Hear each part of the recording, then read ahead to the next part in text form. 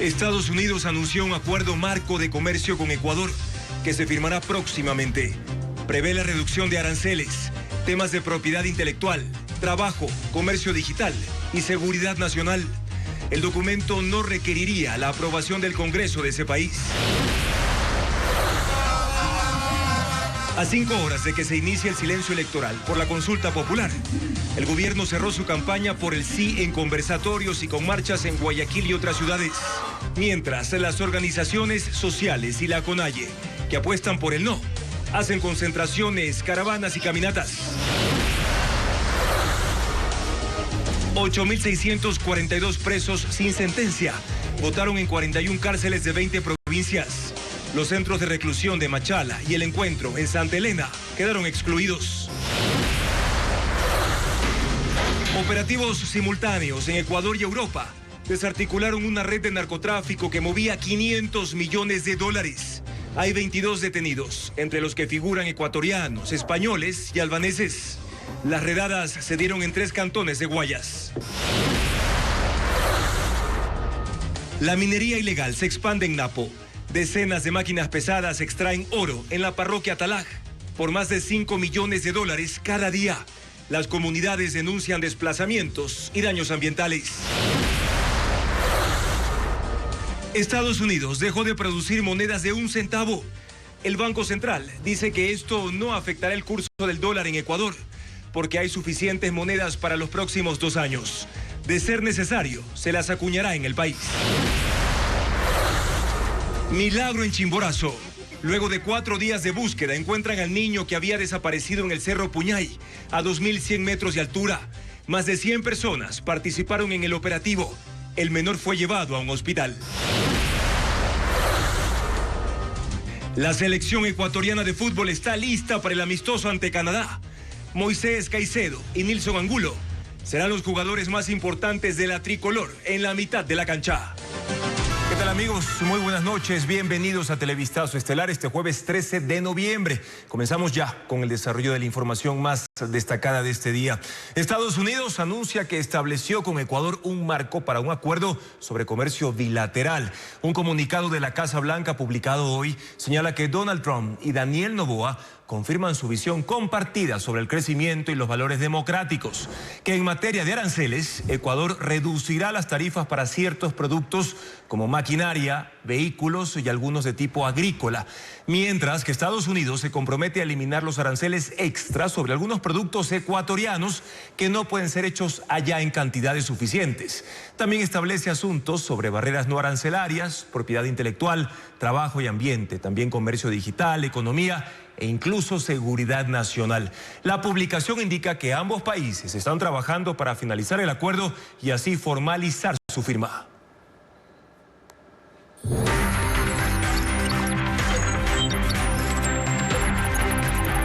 Consulta Popular 2025.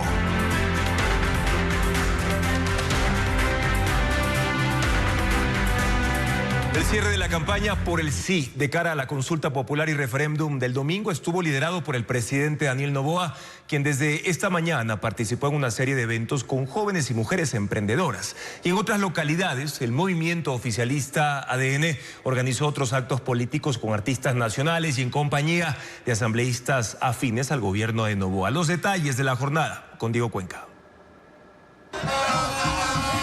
Los eventos de cierre de campaña del Movimiento Acción Democrática Nacional ADN se realizaron durante la tarde del jueves en varias provincias del país. En el suburbio de Guayaquil arribaron asambleístas del oficialismo, Andrés Gushmer, Jorge Chamba y Anabela Asín, madre del presidente Noboa. Vamos a elegir votar 4 veces sí. En nosotros va a estar la decisión. Aunque no contaron con la presencia del presidente Daniel Noboa, los simpatizantes se congregaron para hacer la última propaganda por el sí en las 4 preguntas de la consulta popular y referéndum.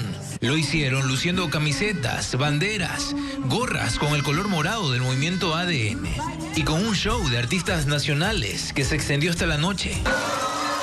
Más temprano, el presidente Daniel Noboa cumplió sus últimas actividades de campaña en Guayaquil. El primer evento se realizó en el Instituto Tecnológico Argos, en el sector Sopeña, en el sur de la ciudad, con la presencia de al menos 300 personas, la mayoría de ellas mujeres emprendedoras de diferentes grupos sociales, quienes hicieron preguntas al presidente Noboa sobre las bases militares extranjeras, es decir, la primera pregunta del referéndum. Que no son bases extranjeras, sino son bases de seguridad nacional en cooperación con el Ecuador. La una sería en Sucumbíos con Brasil por la Policía Amazónica para proteger nuestras especies, para proteger también nuestros ecosistemas y control fronterizo, porque hay mucha minería ilegal en esa zona. El otro lugar sería Manta para control de espacio aéreo y fronterizo, para que no nos sigan llegando avionetas con dinero de México. Luego se trasladó al Instituto Bolivariano en el norte de Guayaquil para participar en el segundo conversatorio con la misma modalidad, pero con la presencia de 450 jóvenes, entre ellos líderes barriales de varios cantones de Guayas. Por el sí en Los Ríos. Los cierres de campaña también se realizaron la tarde del jueves en la provincia de Los Ríos. Por ejemplo, en Babahoyo hubo un bingo en la explanada del estadio Rafael Vera Yepes. 2.000 personas participaron en este evento. Mientras tanto, la campaña por el no cerró con caravanas en Quito y Guayaquil. Los representantes de 42 organizaciones entre sociales y políticas se reunieron en el último día de promoción electoral. Patricio Díaz informa que uno de estos grupos incluso recorrió de Loja a Quito para impulsar el rechazo a las preguntas. Con una larga caravana se cerró la campaña por el no en Guayaquil. 42 organizaciones se sumaron a este recorrido por la ciudad para exponer sus críticas a las 4 preguntas del referéndum y consulta popular. La Unión Nacional de Educadores lideró esta movilización.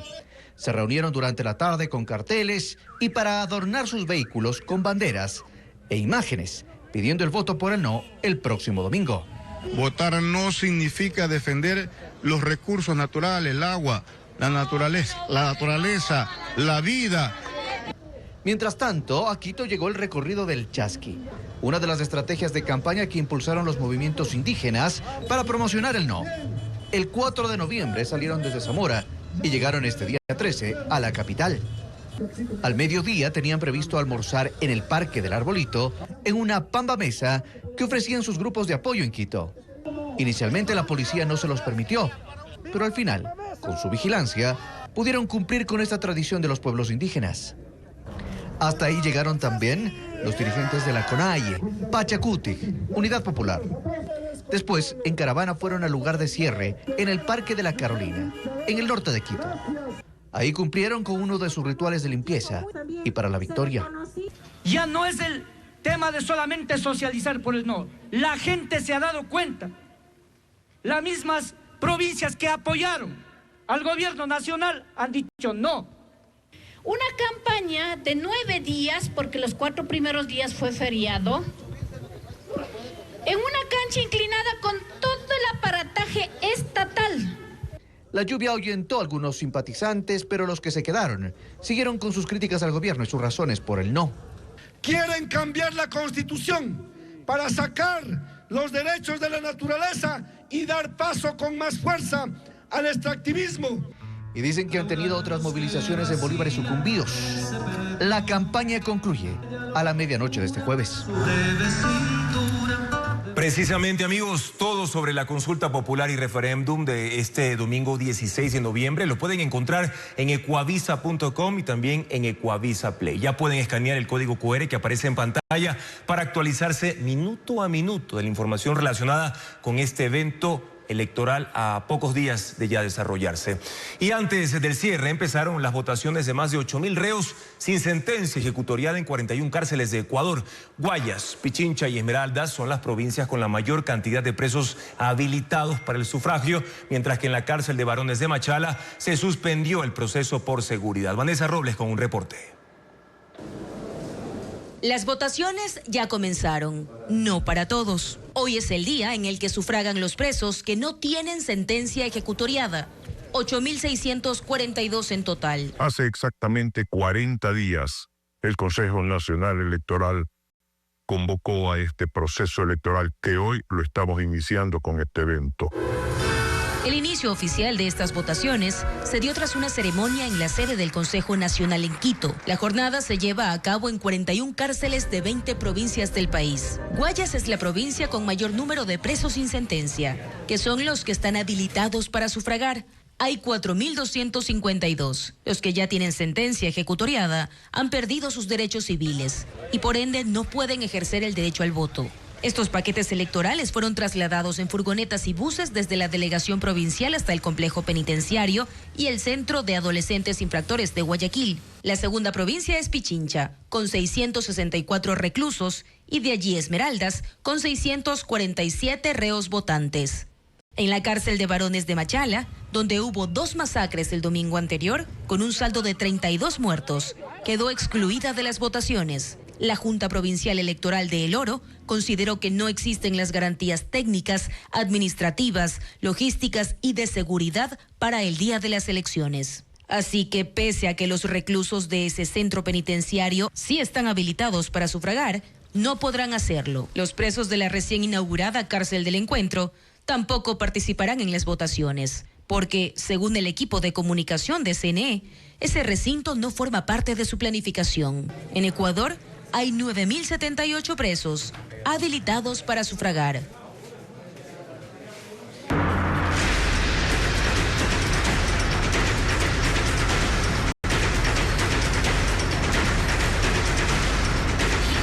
Narcotráfico. El peso de las mafias.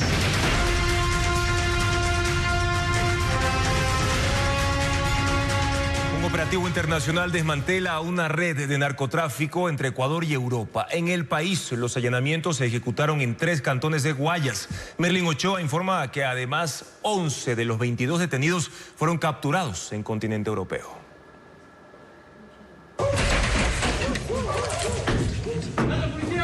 La madrugada de este jueves, la policía y la fiscalía ejecutaron la operación Hércules Centinela 95, un operativo que permitió desarticular una red de narcotráfico. Se realizaron 8 allanamientos en los cantones San Borondón, Daule y Naranjal, provincia del Guayas. La cocaína salía de Ecuador y era distribuida en 2 continentes, Europa y África.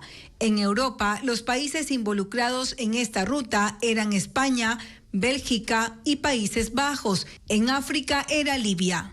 Es una operación dirigida a 3 compañías exportadoras por la cual se ha incautado en operaciones controladas más de 500 millones de dólares en drogas. El ministro del Interior, John Reinberg, informó que la operación ejecutada junto a agencias internacionales antidrogas dejó 22 detenidos, 11 en Ecuador y 11 en Europa, entre ellos albaneses, españoles y colombianos. Está, como le comenté, la estructura de los que tenían el procesamiento, de los que recibían la droga y los que contaminaban los contenedores para posterior enviarlos. Durante los allanamientos, los agentes incautaron 8 armas de fuego y equipos tecnológicos vinculados al envío de droga. La investigación duró 3 años. Durante ese tiempo, en España, los agentes decomisaron más de 8 toneladas de cocaína, convirtiendo este operativo en uno de los mayores golpes al narcotráfico transnacional en los últimos años. En Canadá, el secretario de Estado de los Estados Unidos, Marco Rubio, brindó una rueda de prensa en la que se refirió al impacto de las organizaciones terroristas en América Latina y dijo que son una amenaza para los estados. Puso de ejemplo a Ecuador, expresando que estas organizaciones tienen aquí mejores armas que las fuerzas del orden y que es una muestra de la expansión del crimen organizado en la región. Escuchemos.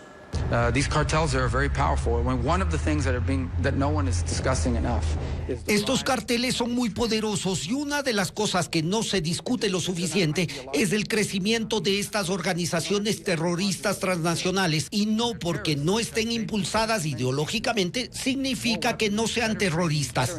En algunos casos tienen mejores armas y entrenamiento que las autoridades locales. En el caso de Ecuador, estas organizaciones terroristas están amenazando las principales ideas de planificación del Estado. Planning IEDs and attacking the presidential convoy.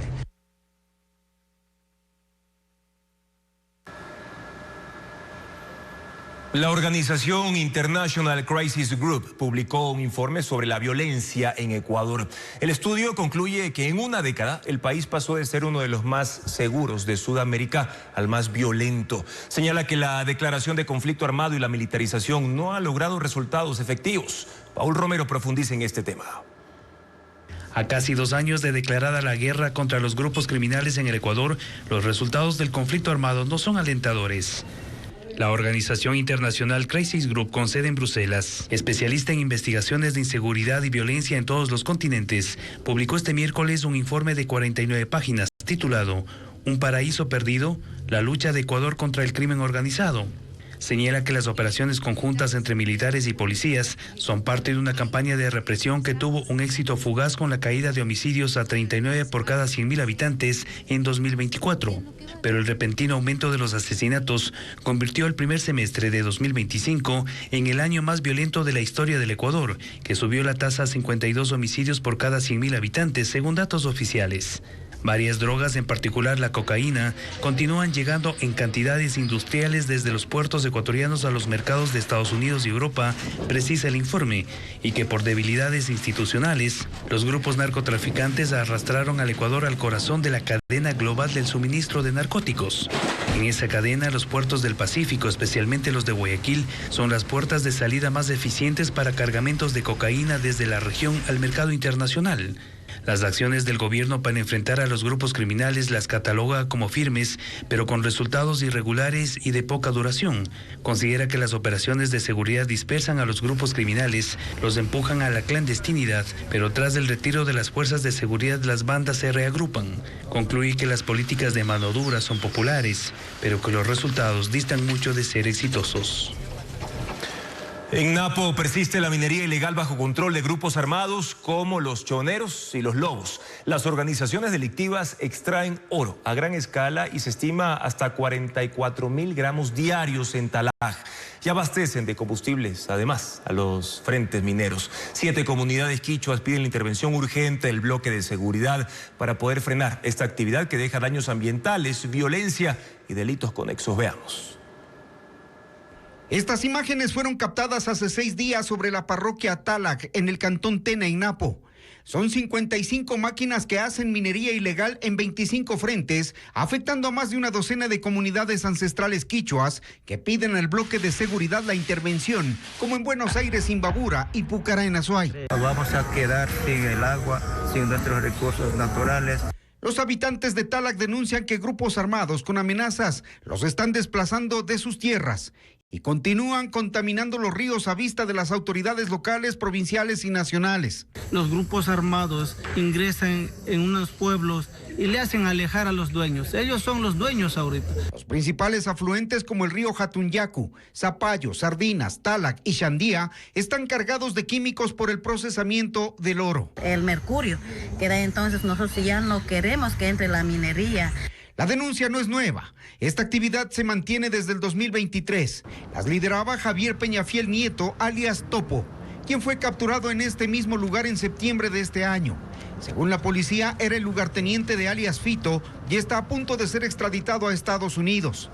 Pero después de él, otros delincuentes mantienen activas las máquinas y delitos conexos. Según las estimaciones, cada máquina pesada saca diariamente 800 gramos de oro de 24 quilates. Se estiman 44.000 gramos diarios y al precio actual del oro, el negocio puede ser de 5.5 millones de dólares al día, que salen en volquetas o se procesan en máquinas zetas que están instaladas en los lugares. Las comunidades han denunciado la afectación al ecosistema con cartas entregadas a la Presidencia de la República y a otras autoridades.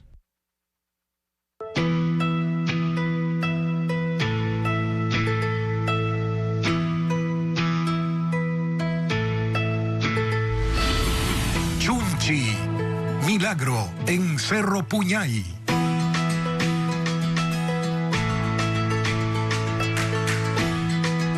Luego de una búsqueda de 4 días, se logró el rescate de un niño que había desaparecido en el Cerro Puñay, en la provincia de Chimborazo. Más de 100 personas trabajaron para hallar al menor, que fue llevado a un hospital del cantón Chunchi para evaluar su condición. Ángel Pilatuña nos cuenta más de esta historia. No te preocupes, mijo, ahora estás a salvo. Ya Y de aquí te sacamos del lugar.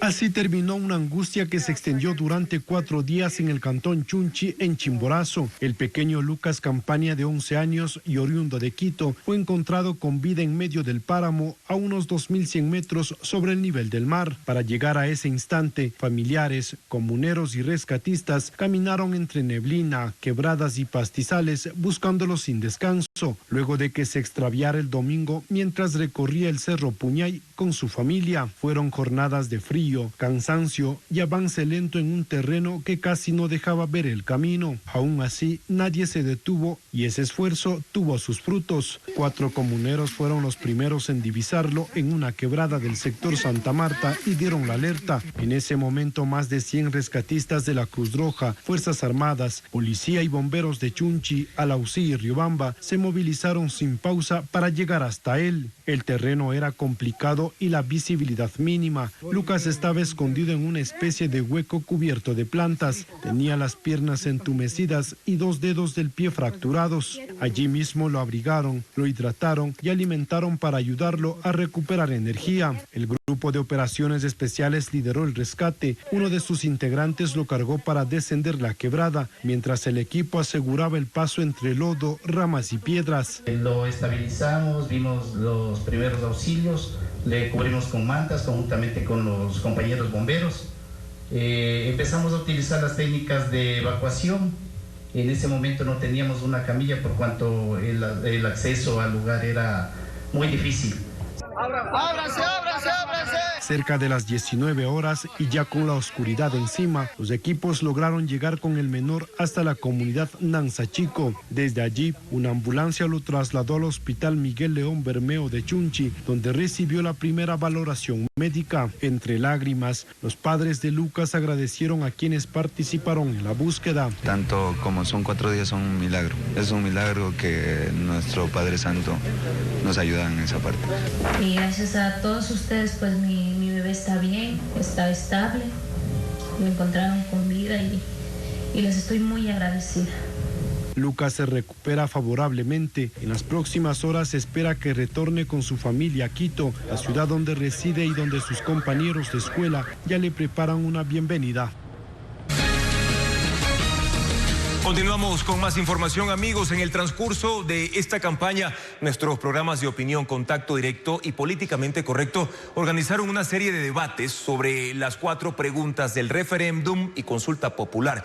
16 figuras políticas y analistas han expuesto sus argumentos a favor del sí y del no en cada una de las preguntas que a lo largo de este noticiero vamos a presentar para que ustedes tomen la que consideren mejor decisión. Vamos a empezar ahora con la pregunta A del referéndum, que señala lo siguiente: ¿está usted de acuerdo con que se elimine la prohibición de establecer bases militares extranjeras o instalaciones extranjeras con propósitos militares y de ceder bases nacionales a Fuerzas Armadas o de seguridad extranjeras?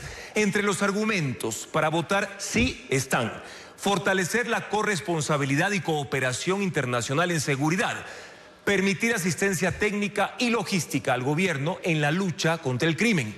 No implica pérdida de soberanía si hay control del Estado. Ahora vamos a revisar los argumentos para votar no en esta pregunta. Reiteramos la pregunta del casillero A. Son los siguientes: el riesgo de que se violen derechos humanos por parte de las fuerzas extranjeras, que se puedan usar las bases extranjeras con fines geopolíticos ajenos al Ecuador y que las Fuerzas Armadas ecuatorianas deben ser autosuficientes. Reitero, son los argumentos para votar no. Más adelante vamos a abordar el resto de preguntas. Y ahora cambiamos de tema para contarles que el Banco Central del Ecuador afirma que la suspensión en la fabricación de monedas de 1 centavo no afectará a la economía, que hay una provisión suficiente para los próximos 2 años y, si es necesario, se acuñará esta denominación en el país. Adriana Bermeo con el informe. Estados Unidos acuñó la última moneda de 1 centavo. El gobierno de Donald Trump tomó esa decisión porque fabricar cada una cuesta 3.7 centavos, casi 4 veces su valor nominal.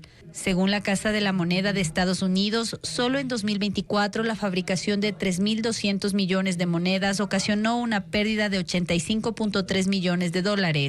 En Ecuador, el Banco Central aseguró que no habrá consecuencia para la economía. Su gerente, Guillermo Avellán, aseguró que el país cuenta con un inventario suficiente para atender la demanda durante los próximos 2 años. Además, el Banco Central tiene la facultad para acuñar moneda fraccionaria nacional en caso de ser necesario, con el respaldo de reservas internacionales. La demanda local de moneda de 1 centavo se ha reducido en los últimos años y, según las proyecciones del gobierno, continuará disminuyendo con el aumento de los pagos digitales. La Reserva Federal, que es del Banco Central estadounidense, no suspenderá el suministro de monedas de 1 centavo a escala internacional y cuenta con un número importante de nuevas y usadas con las cuales podrá atender la demanda de Ecuador. La última moneda fue acuñada en Filadelfia por el tesorero de Estados Unidos, Brandon Beach, lo que puso fin oficialmente a los 232 años de producción del centavo en circulación. En Quito, un tráiler con 10.000 galones de brea líquida se volcó en la avenida Simón Bolívar a la altura del sector de Llano Chico.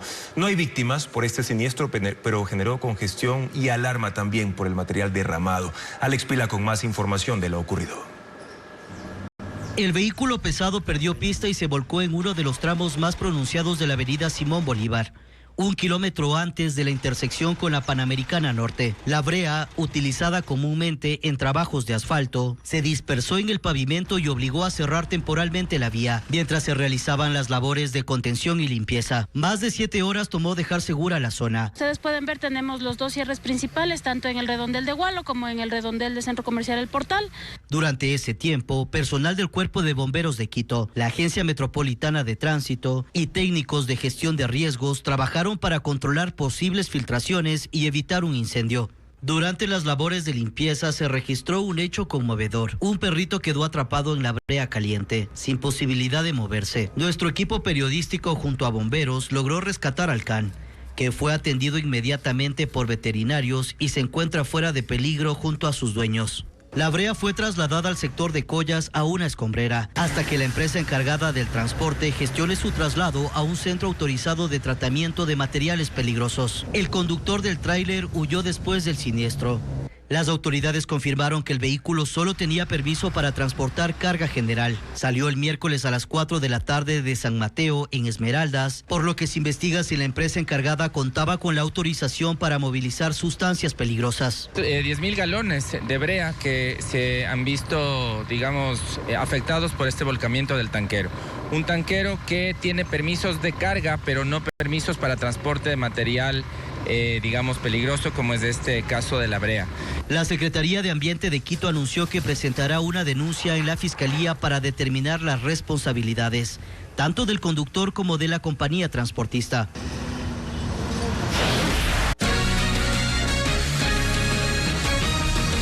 Gracias amigos por continuar en sintonía de Televistazo Estelar. Es el momento de presentarles los argumentos que en esta campaña electoral varios analistas han presentado a favor y en contra de la pregunta B del referéndum, que señala lo siguiente. ¿Está usted de acuerdo con que se elimine la obligación del Estado de asignar recursos del presupuesto general del Estado a las organizaciones políticas? Quienes promueven el voto por el sí argumentan lo siguiente: el ahorro de recursos públicos que pueden ir a sectores urgentes. También que los partidos y movimientos deben financiarse con los recursos de sus simpatizantes y militantes. Ayudaría a depurar organizaciones políticas de alquiler. Además, consideran que la academia puede encargarse de la capacitación a los políticos. Esto para quienes apoyan el sí, tanto analistas como politólogos. Quienes piden votar por el no señalan que esta pregunta debilita a los partidos y movimientos más pequeños que no tienen grandes aportantes. El problema no es el dinero estatal, sino su falta de control, riesgo de financiamiento de economías ilícitas. Además, se fomenta la antipolítica. Enseguida hablaremos de la tercera pregunta del referéndum sobre la reducción del número de asambleístas. Revisamos ahora la información de otras partes del mundo.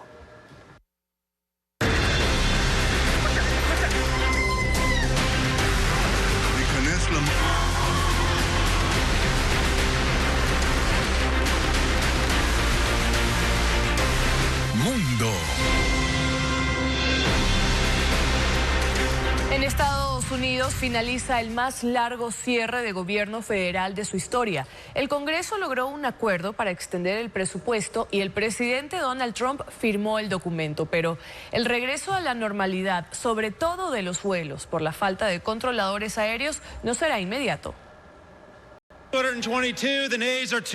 La Cámara de Representantes aprobó en la noche del miércoles un acuerdo bipartidista. Con 222 votos a favor, incluidos 6 demócratas y 209 en contra, se envió el documento para la firma del presidente Donald Trump, poniendo fin a la paralización del gobierno más larga en la historia de Estados Unidos. Después de 43 días, miles de empleados federales que fueron despedidos o suspendidos volverán a sus puestos de trabajo con pago retroactivo de salarios, aunque el dinero podría tardar en llegar a sus cuentas, incluso hasta fines de mes. La medida incluye a controladores aéreos y personal de los filtros de seguridad en aeropuertos. Según el secretario de Transporte Sean Duffy, los vuelos podrían normalizarse para el Día de Acción de Gracias, el 27 de noviembre. También se aprobó el financiamiento por un año completo del programa de asistencia nutricional suplementaria, que beneficia a 42 millones de personas de bajos ingresos. Pero no está claro cuándo se entregarán los bonos que se retuvieron durante el cierre.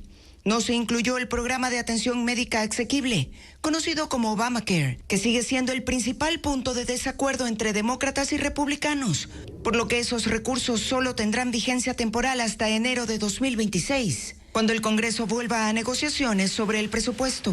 Aunque los republicanos en el Senado han prometido realizar una futura votación sobre subsidios, la Cámara de Representantes, controlada por el mismo partido, no se ha comprometido a abordar el tema.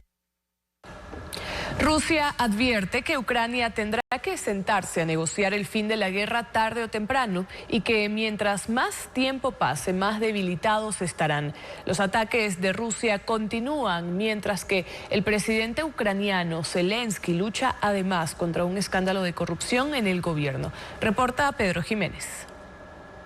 Rusia y Ucrania siguen acusándose mutuamente de eludir un proceso serio de diálogos para la paz.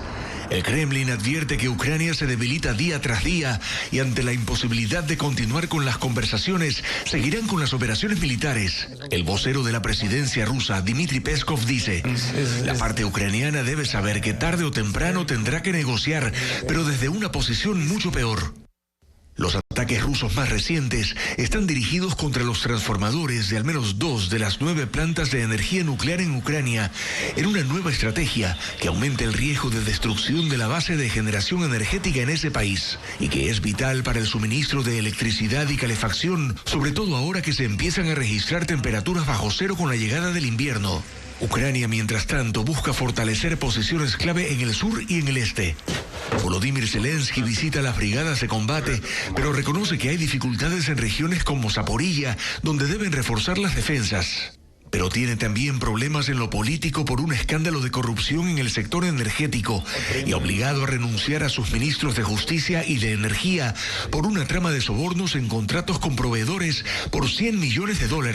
Zelensky promete total transparencia en la investigación e intenta recuperar la confianza no solo de la población ucraniana, sino también de sus socios europeos y donantes internacionales, de los que depende en gran medida el abastecimiento de armas para la defensa en la guerra con Rusia. Japón despliega al ejército, la policía y distribuye campañas a la población ante el aumento de ataques de osos en el norte del país. La prefectura de Akita es la más afectada. Ahí se han reportado miles de avistamientos en calles, parques y jardines. Las autoridades locales crearon una brigada de seguridad para actuar ante la aparición de un oso, dando permiso especial para dispararles en caso de ser necesario. Desde abril en Japón se han reportado miles de avistamientos de osos en zonas urbanas, 220 ataques y 13 fallecidos.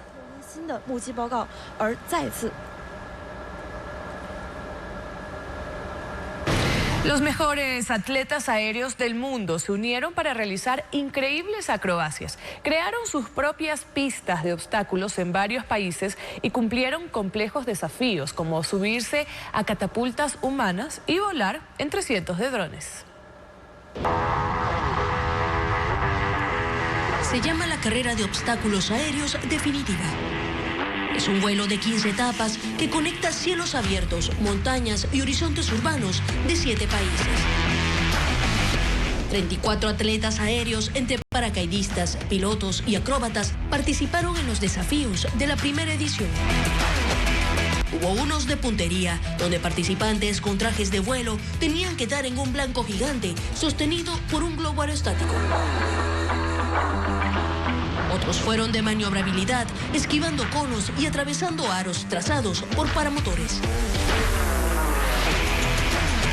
En uno de los momentos más extremos de la secuencia, 3 catapultas humanas lanzaron a los wingsuiters a cielo abierto, dándoles más velocidad y altura de la que podría darles cualquier salto de montaña.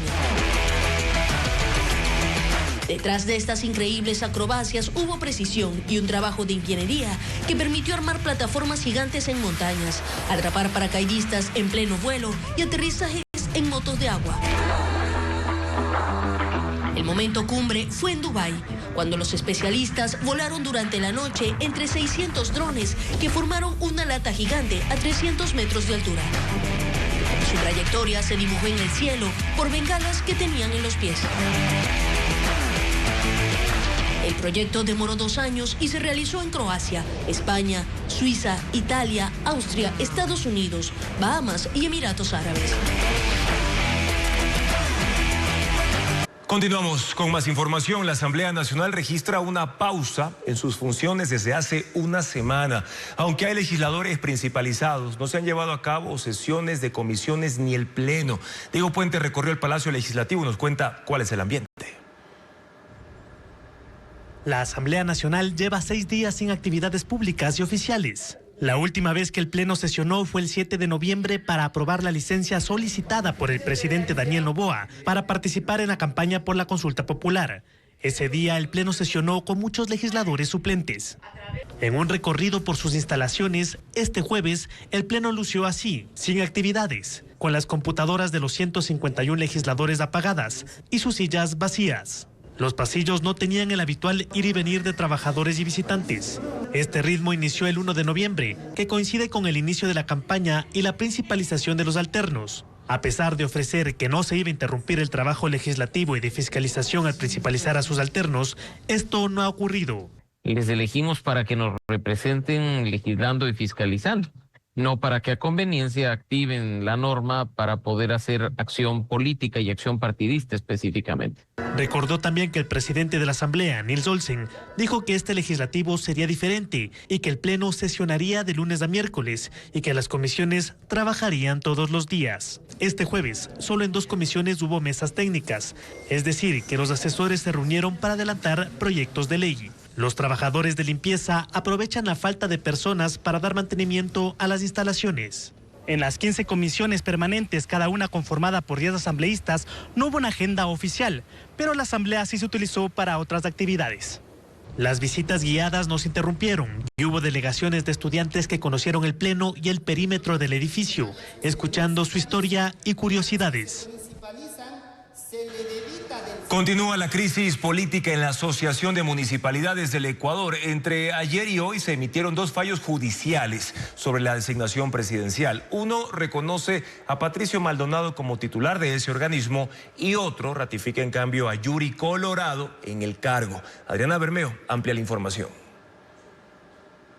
Tras la decisión de la Corte Provincial de Azuay de desconocer la asamblea en la que Yuri Colorado, alcaldesa de Muisne, fue designada como presidenta de la Asociación de Municipalidades del Ecuador, este miércoles el juez multicompetente de primera instancia, Paul Serrano, resolvió que dentro del plazo de 24 horas se disponga el acceso pleno, físico y digital a Patricio Maldonado como presidente de la AME y que ejerza sus competencias legales totales como presidente de la Asociación de Municipalidades, para que convoque y culmine la asamblea extraordinaria en la que se deberá elegir a la nueva directiva del organismo.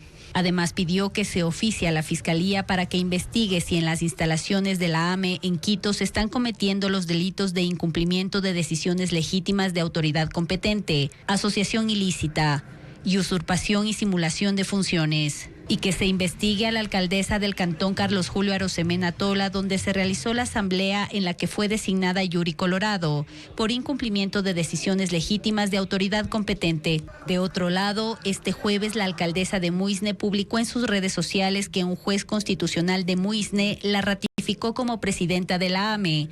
Y a esto se suma que el gobierno le da el espaldarazo de apoyo. En su cuenta de Twitter, el ministro del Interior, John Reinberg, publicó una foto con Colorado y la reconoce como presidenta de la AME. Lo cierto es que la inestabilidad política se mantiene en la Asociación de Municipalidades del Ecuador. Ahora nos enfocamos en la tercera pregunta del referéndum de este domingo 16, que señala: ¿está usted de acuerdo con reducir el número de asambleístas y que se los elija con los siguientes criterios? Mucha atención: 10 nacionales, 1 por provincia y 1 adicional por cada 400.000 habitantes según el último censo nacional. Quienes plantean votar por el sí en esta interrogante señalan como argumentos: ahorro de recursos públicos que pueden ir a sectores urgentes, una asamblea más chica funcionaría con mayor eficiencia, mejorará la imagen y credibilidad de la asamblea ante la ciudadanía. Es un clamor ciudadano reducir la Asamblea Nacional. Y entre las razones de quienes piden votar no están las siguientes: riesgo de menor representatividad en las provincias pequeñas, afectaría la paridad de género, riesgo de una asamblea sin minorías y solo 2 bloques hegemónicos, y el voto migrante queda sobre representado. Quédense al pendiente, amigos, de los argumentos por el sí y el no frente a la última pregunta, la de consulta popular, que les vamos a comentar ya más adelante, en los próximos minutos. Ahora, les informamos que Estados Unidos y Ecuador alcanzaron un entendimiento marco para un acuerdo de comercio recíproco. Este jueves la Casa Blanca anunció 4 términos considerados clave para el fortalecimiento comercial. Paul Romero con el informe.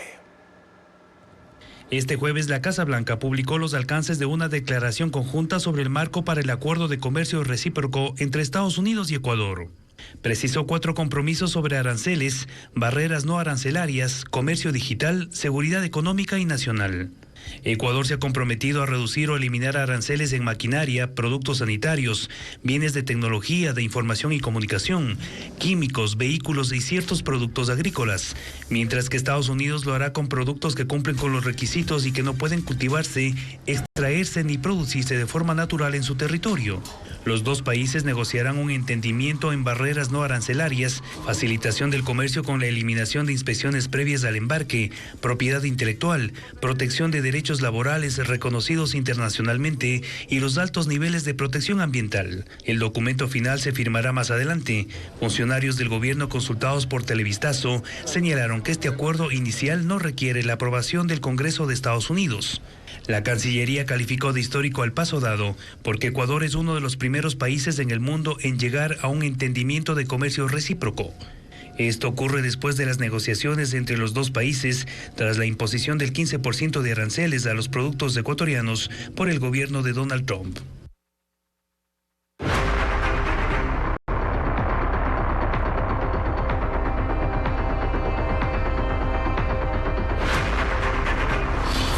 Caso Malvinas. Dudas y revelaciones.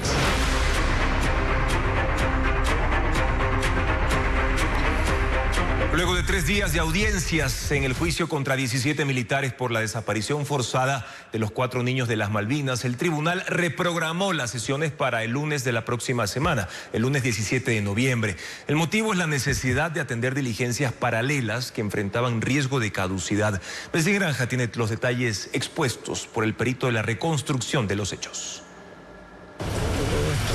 Este miércoles 12 de noviembre se cumplió el 6º día de la audiencia de juzgamiento por la desaparición forzada de los 4 niños de las Malvinas, en la que 17 militares están acusados.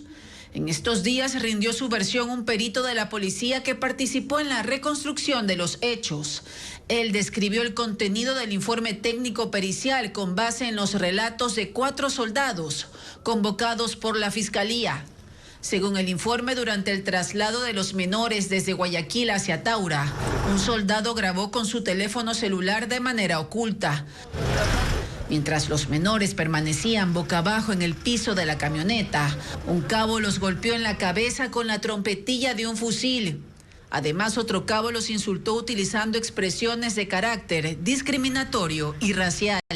El perito relató que una vez en Taura, los menores fueron obligados a arrodillarse en el suelo con las manos en la cabeza y aseguró que en esa posición recibieron golpes por parte de los militares. Agregó que los uniformados también propinaron entre 20 y 30 correazos a los adolescentes. Mientras era castigado a latigazos, Steven, el menor de ellos, fue acusado por los militares de ser un ladrón. El perito relató además que finalmente los 4 menores fueron forzados a desnudarse y botar la ropa a un costado de la carretera.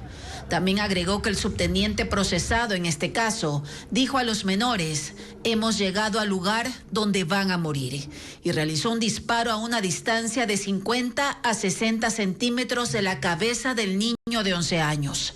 El mismo militar grabó también entre 5 y 8 segundos a los 4 niños, mientras eran golpeados por otros uniformados, aseguró el perito. La diligencia por el caso Malvinas se suspendió hasta el lunes 17 de noviembre por pedido del tribunal debido al riesgo de caducidad de prisión preventiva de otras causas. Desde el 5 de noviembre han testificado 12 personas de los 100 testigos que tiene previsto citar la Fiscalía General del Estado para que rindan su versión. El Comité contra la Desaparición Forzada de las Naciones Unidas plantea 6 requerimientos al Estado sobre el caso precisamente de los 4 niños de las Malvinas que desaparecieron en manos de los militares y luego fueron asesinados. Ecuador tiene hasta febrero de 2026 para poder cumplir esta acción urgente emitida por ese organismo.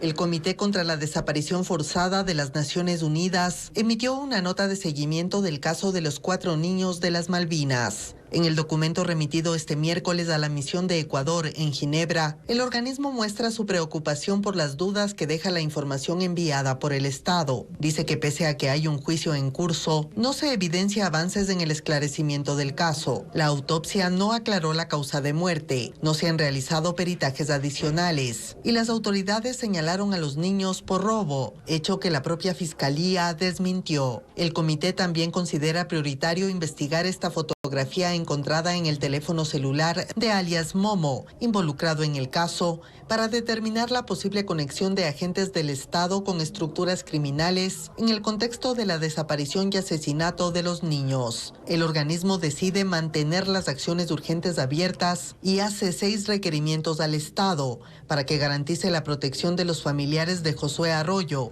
Ismael Arroyo, Steven Medina y Nehemías Arboleda, asignándoles equipos de seguridad, y extiende las medidas cautelares para proteger a los integrantes del Comité de Derechos Humanos que defienden a los familiares de las víctimas. Además, dispone la protección de todos los dispositivos electrónicos, vehículos, bitácoras, documentos y videos de cámaras de vigilancia relacionados con el hecho. Ecuador tiene hasta el 12 de febrero para informar al comité sobre el cumplimiento de las medidas.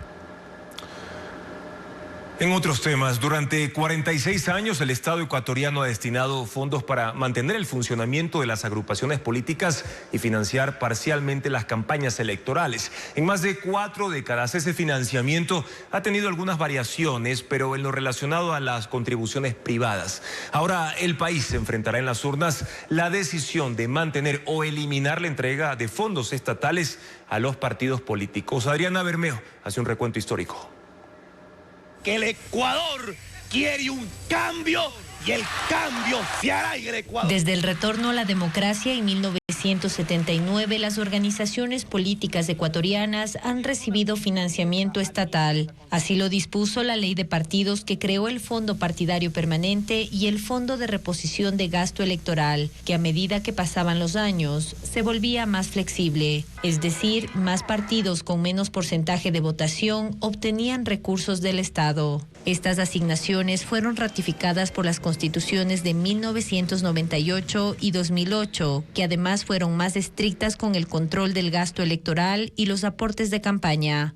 Cabe recordar que en 1999 se aprobó una ley que prohibía los aportes de personas jurídicas e instituciones financieras tras desatarse el escándalo alrededor de Yamil Maguad, de la Democracia Popular, que ganó las elecciones presidenciales con el respaldo de Fernando Aspiazu, propietario de Banco del Progreso. A través mío se canalizaron $3 millones de aportes que jamás fueron informados al Tribunal Supremo Electoral.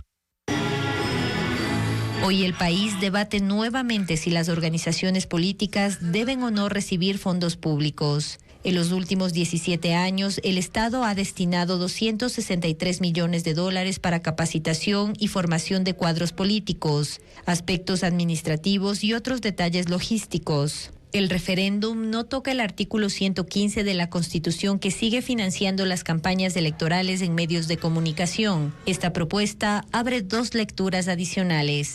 Hay el riesgo de que, por un lado, solamente las organizaciones que cuenten, digamos así, con padrinos fuertes, ya sean empresarios o de cualquier tipo, puedan tener una estabilidad en el tiempo. La delincuencia organizada transnacional, que está ya permeando a la sociedad ecuatoriana, va a encontrar mecanismos eficientes para financiar organizaciones políticas. Cabe señalar que más allá de este debate, la infiltración del crimen organizado en campañas políticas en Ecuador no es nueva.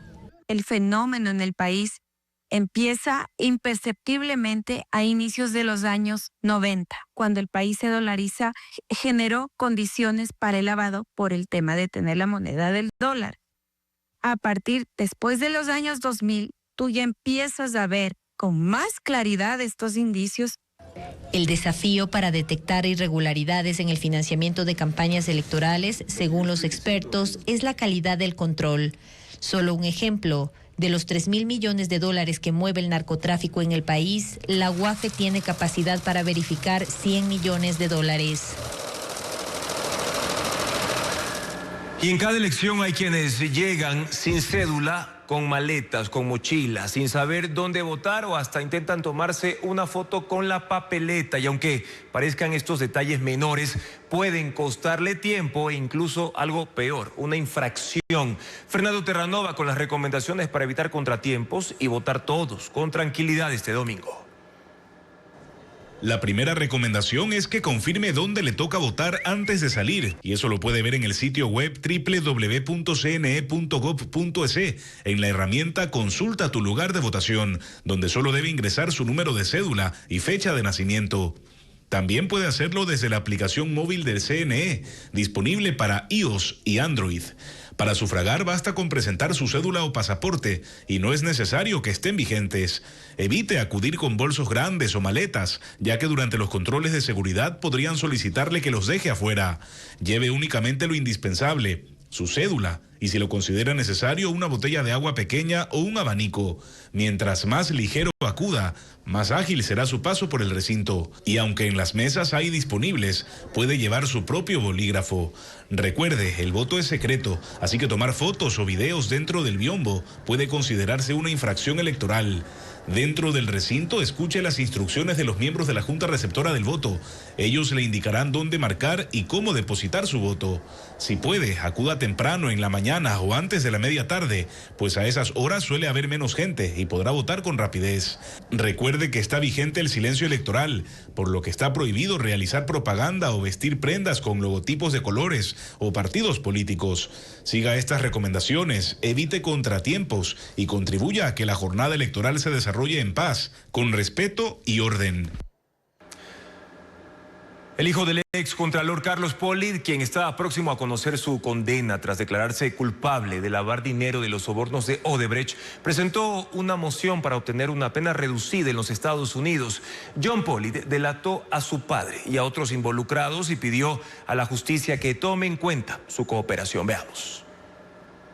John Pollitt, hijo del excontralor Carlos Pollitt, que se declaró culpable de conspiración para lavar dinero y espera su sentencia en Estados Unidos, presentó una moción para obtener una pena reducida. En el documento firmado por su abogado se lee: el señor John Pollitt ha cooperado y ayudado en el enjuiciamiento de otros posibles acusados. Solicita respetuosamente que este honorable tribunal considere sentenciarlo a un periodo máximo de 28 meses de prisión. Intentando atenuar su situación, John Pollitt le dijo al tribunal que cuando se dieron los hechos delictivos tenía una relación tensa con su padre porque le confesó que era gay. Detalló que ambos cometieron el delito y colocaron en el sistema financiero de Estados Unidos dinero del sistema corrupto de Odebrecht. John Pollitt se dio cuenta de la ilegalidad al ver que el dinero no provino de empresas relacionadas con su padre, sino de otras que nunca había escuchado. Eran empresas fantasma creadas por Odebrecht para pagar sobornos. Actuando con ceguera intencional, el señor John Pollitt continuó participando activamente en el lavado de dinero de los sobornos pagados a su padre. Carlos Pollitt nunca aceptó su culpabilidad, pero su hijo lo delató.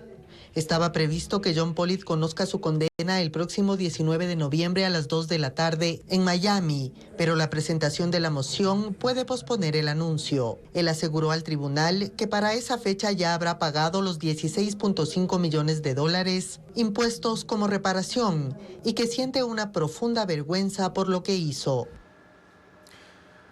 La red narco movía toneladas de cocaína bajo la apariencia de empresas legales. No solo era integrada por ecuatorianos, también por albaneses, colombianos, españoles y un dominicano. Merlin Ochoa informa que la mafia blanqueó millones desde Naranjal en Guayas.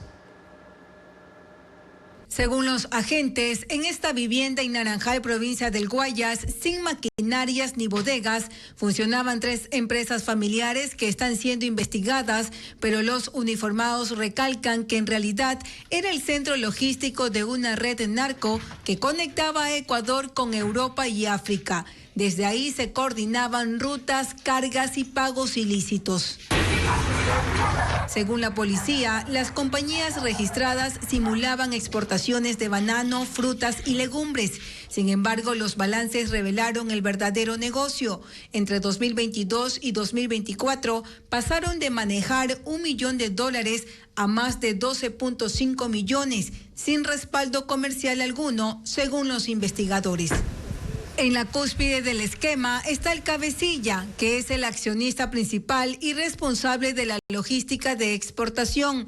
Su hermana administraba el dinero, mientras 5 testaferros prestaban sus nombres para lavar la plata y para ocultar la propiedad real de la estructura vinculada a la mafia albanesa.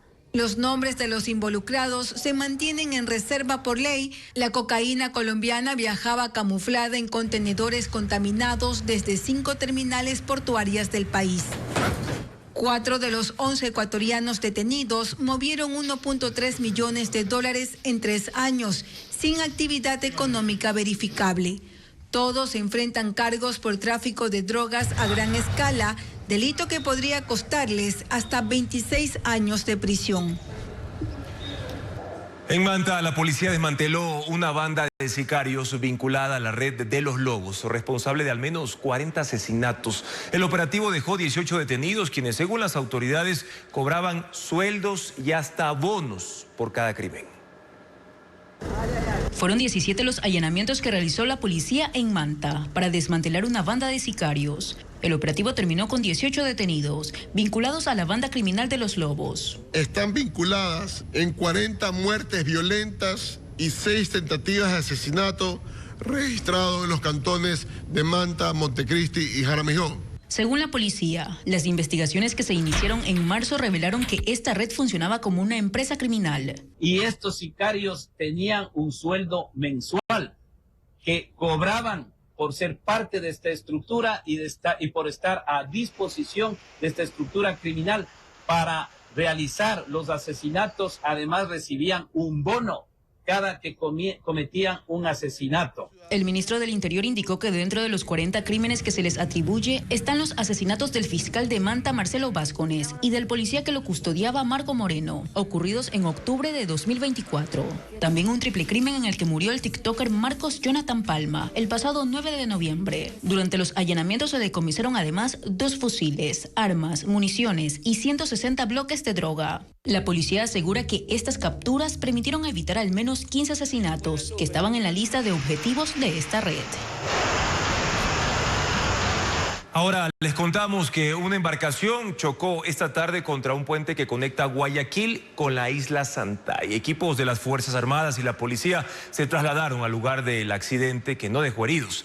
El ECU 911 informó que personal naval ejecuta maniobras para remolcar el navío atrapado junto a la estructura. Y de hecho no es la primera vez que ocurre esto. El 27 de diciembre del año 2022 una embarcación chocó contra otro tramo de ese puente y un día después una más colisionó en el mismo punto. El derrame de crudo en García Moreno, en el Coca, en la provincia de Orellana, encendió la alerta en más de 100 comunidades que dependen del río Napo. La rotura de una tubería petrolera dejó una mancha que avanzó por fincas quebradas y hasta el margen del río, mientras los equipos de Petroecuador y autoridades locales intentan contener la emergencia y poder medir el daño. Este jueves, tras el derrame de crudo por la rotura de una tubería de Petroecuador en la parroquia García Moreno, en el Coca, Orellana, el crudo avanzó por 20 hectáreas de una finca y se dispersó 5 kilómetros hasta llegar al margen derecho del río Napo.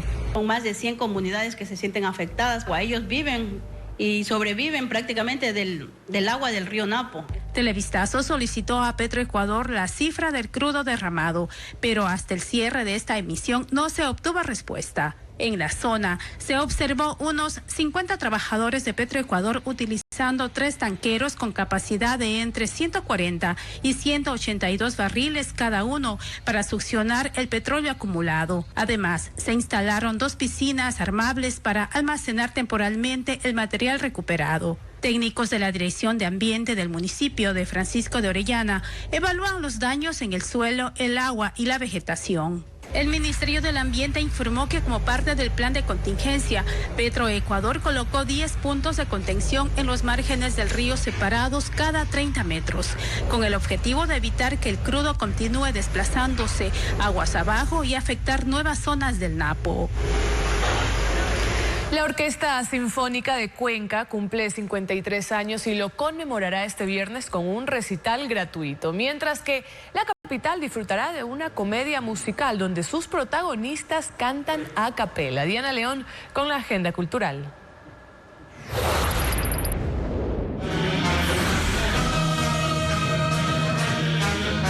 La Orquesta Sinfónica de Cuenca celebrará esta semana su aniversario número 53 con un concierto especial bajo la dirección del maestro Augusto Carrión. Junto al coro juvenil del Conservatorio Superior José María Rodríguez, interpretarán piezas icónicas del repertorio clásico. La presentación, abierta al público, será este viernes 14 a las 8 de la noche en el Teatro Pumapungo.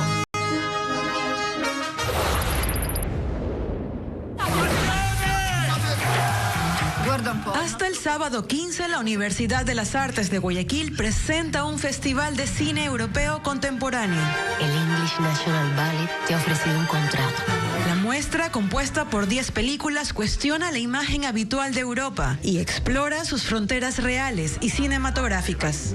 Las proyecciones gratuitas son en la Sala de Cine Manzana 14, en la avenida 9 de Octubre y calle Panamá. Come il protagonista del mio film, sono il capitano di una nave alla deriva.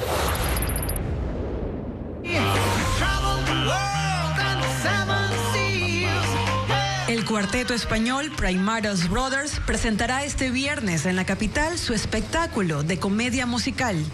Se trata de un show humorístico donde todas las canciones son interpretadas a capela. El telón del Teatro Scala de Quito se levantará a las 7 de la noche, mientras que el domingo 16 y lunes 17 el show se trasladará al Festival Internacional de Artes Vivas. Gracias amigos por continuar en sintonía de Televistazo Estelar y cerramos ahora la exposición de los argumentos a favor del sí y el no en esta consulta popular con el análisis de la pregunta del casillero D, la cuarta pregunta, por parte de expertos y analistas que durante la campaña estuvieron en los espacios de entrevista y debate políticamente correcto y contacto directo. Voy a leer la pregunta. ¿Está usted de acuerdo en que se convoque e instale una asamblea constituyente cuyos representantes sean elegidos por voto popular para elaborar una nueva constitución que entrará en vigencia solo si es aprobada en referéndum? Quienes sustentan el voto por el sí señalan lo siguiente: se debe refundar el Estado para mejorar la seguridad y también la economía ecuatoriana. La Constitución lleva 17 años y está desactualizada. Es un proceso democrático que será controlado por la ciudadanía en el referéndum ratificatorio. Ahora, el voto por el no se sustenta en los siguientes argumentos. No hay claridad sobre qué tratará la constituyente. Riesgo de concentración de poder para el Ejecutivo y perder derechos. Hay mecanismos de reforma sin pasar por una constituyente. Luego de analizar ambos argumentos, ustedes podrán tomar la mejor decisión. En Guayaquil se desarrolló el evento Ingenia Summit IA o Extinción, que reunió a expertos internacionales para analizar cómo la inteligencia artificial está transformando la forma de trabajar y tomar decisiones. Durante la jornada se abordaron tendencias y aplicaciones prácticas que enfrentan empresas y profesionales para adaptarse a la IA. María Gabriela Carpio cubrió la inauguración. Estamos frente a la tecnología más poderosa que la humanidad haya creado. Un avatar diseñado con inteligencia artificial fue el encargado de inaugurar el Ingenia Summit, IA o Extinción. Era el doble digital de Juan Carlos Navarro, presidente de la Cámara de Industrias de Guayaquil, quien poco después apareció en el escenario para dejar claro que la inteligencia artificial se ha convertido en un lenguaje obligado para las empresas. Si no utilizamos la inteligencia artificial bien para poder poner en práctica una transformación digital real, pero profunda en nuestras empresas, vamos a desaparecer porque nuestra competencia lo va a hacer. Tras esa introducción, las conferencias a cargo de representantes de 9 compañías globales abordaron cómo la inteligencia artificial está acelerando tareas, reduciendo tiempos y ayudando a tomar decisiones basadas en datos. Los especialistas coinciden en que el desafío no es solo adoptar nuevas herramientas, sino entender que la transformación empieza adentro y también implica superar miedos. El riesgo no es que la inteligencia artificial nos vaya a reemplazar a los humanos o los trabajos. Reemplazará a la gente que no sabe utilizar la inteligencia artificial para ser más productiva, para ser más eficiente. Si uno no se mete por miedo, pues termina quedándose atrás y termina siendo menos competitivo.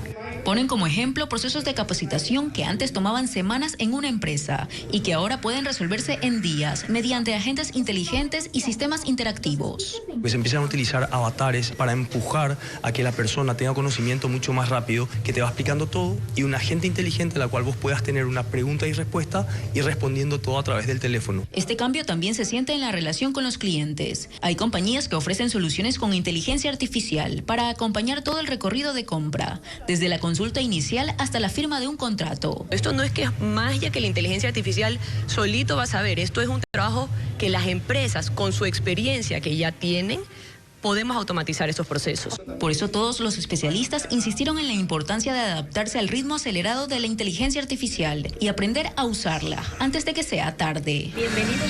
Acompañado de su familia y rodeado de admiradores, Rafael desfiló por la alfombra roja de su gran noche en Las Vegas. La Academia Latina de la Grabación le rindió un emotivo homenaje por sus 60 años de trayectoria artística, su inconfundible estilo y su aporte a la música en español.